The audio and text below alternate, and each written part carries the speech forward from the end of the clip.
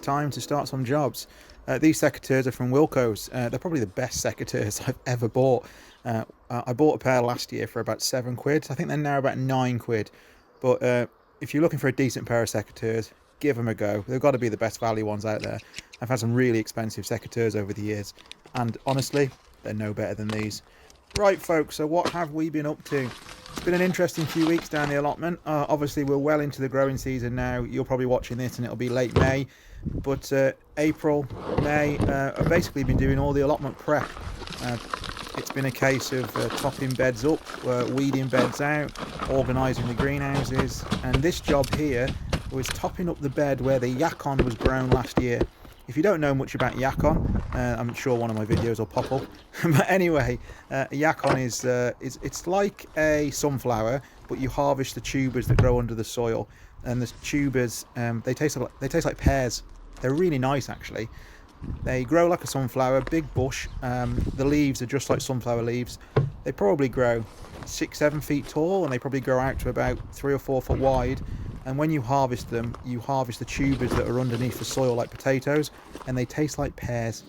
Anyway, they're very hungry plants, so I've been growing mine the last year in a box. And this box was basically filled with compost. And as you know, with my compost, I compost in almost a hugelculture way. So what I tend to do is I tend to save all my weeds, my cardboard, my chicken poo. I even ask neighbours on the allotment for their weeds, and I basically bury them. And I bury them with everything. I bury them with old kitchen scraps and all sorts. And as you can see, I've been saving up my kitchen scraps, and it's a bit ripe, but this is all goodness for the garden. This is a good 6 months worth of potato peelings and oranges, and anything that was basically needed to go in the compost heap has been stored in a wheelie bin.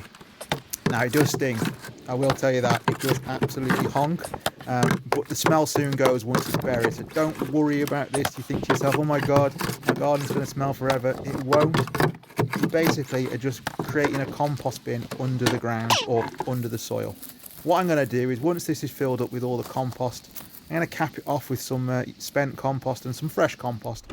So there'll be a good foot, maybe 2 foot of compost on top of this very ripe portion, whatever you want to call it, of veggie scraps.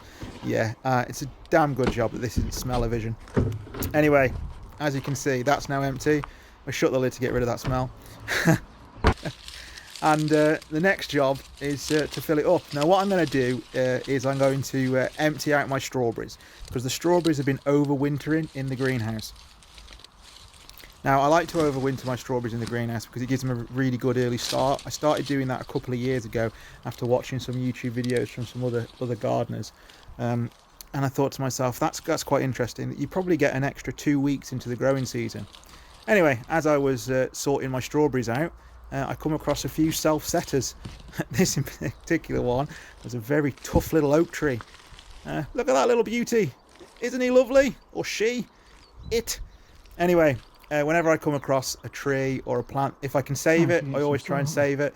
If I can't plant it in my garden, I'm going to give it away to somebody else.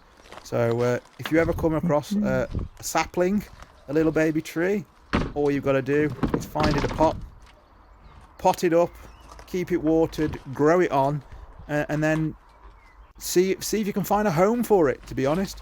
It's one of those things with this oak tree. If you went to a garden centre and bought one when it was 3 or 4 foot tall, it'll probably cost you quite a bit of money. But if you can find a sapling, pot it on, plant it up, I mean, the worst case scenario, once you've grown it 3 or 4 foot tall, you could pop it on eBay and sell it, and you probably make yourself 50 quid. But anyway, I always think it's worth saving them if you can. We need more trees. So, and at the end of the day, it's 5 minutes of your life growing a tree, isn't it, really? It's old compost that I'm not really too fussed about. It's an old bucket, and I've got loads of them.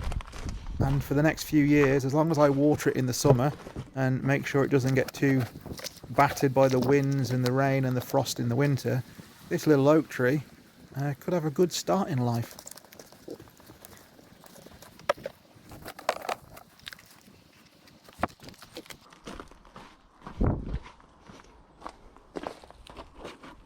Now, I don't really grow big onions to store.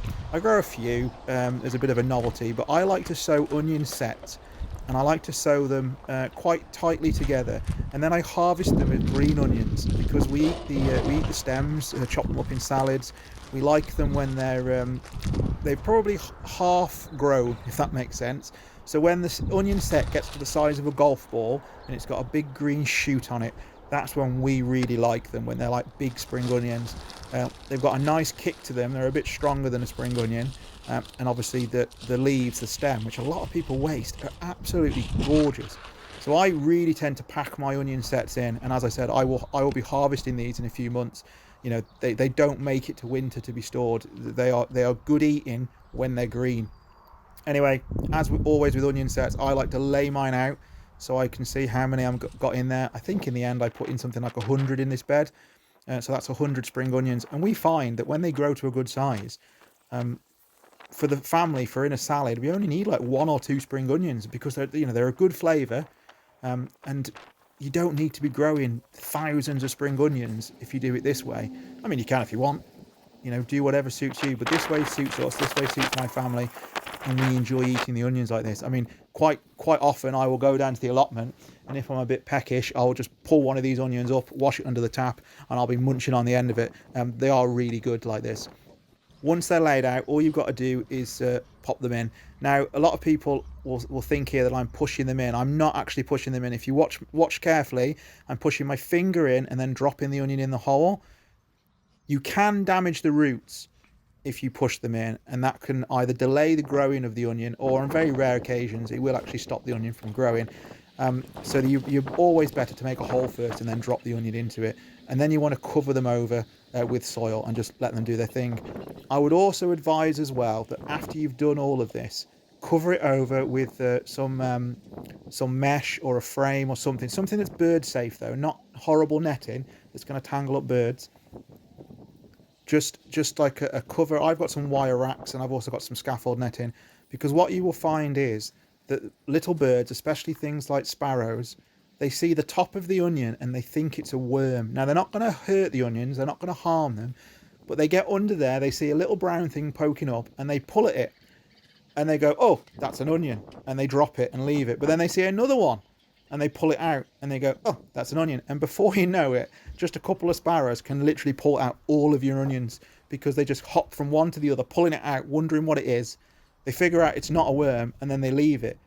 But unfortunately, then you get a load of onions all lying on their side that have all been dug up by the birds.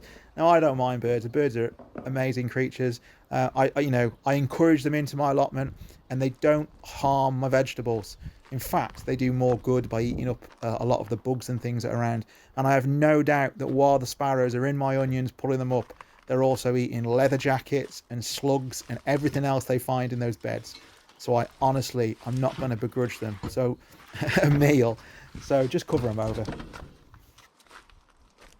Well, there we go, folks. Once you've covered them up, that's it. And that's me done for the day. That's just an average day down the allotment. So I hope you've all been keeping well. And I will leave you with this little clip. I applied to be on an art show on Channel 4. And this was my application. I wasn't successful, but it was the first time I'd ever applied to be on any competition or anything to do with art. So it was a nice learning curve to fill out the application form and do the piece of work.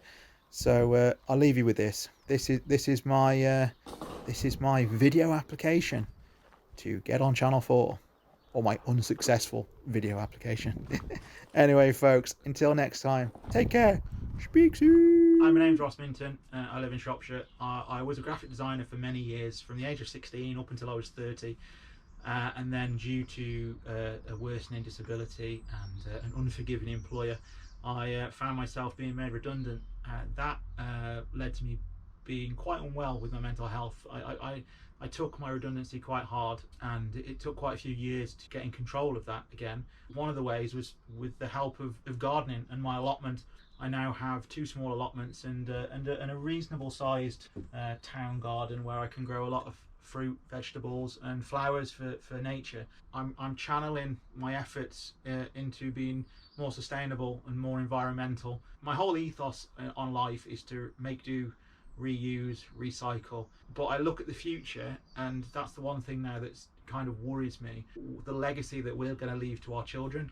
And so that inspired me to create a piece of work that I hope will inspire people to maybe garden a little bit differently. This is my abstract meadow that was created last week. I honestly don't understand why every grass verge, every motorway verge, every front garden in the country doesn't look like this. So I just hope that in the near future and in my kids' future, we eventually see more and more wild spaces that are full of wildflowers and colour, and hopefully they might look something like this.